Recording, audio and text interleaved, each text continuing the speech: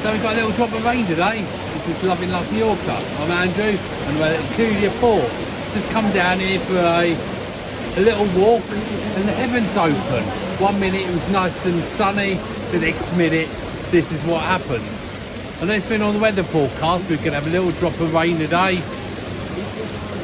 But honestly this has just come and within a few minutes this is what's really happened.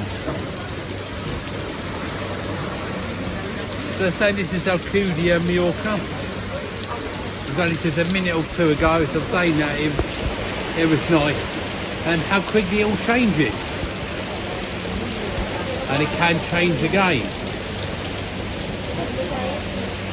Within a few minutes the sun can come out.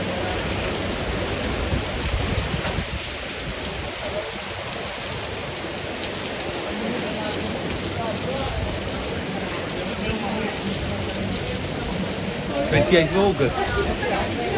Who'd have known it? All the boats are just over there. I mean, the boats are used to it. Getting wet, aren't they? I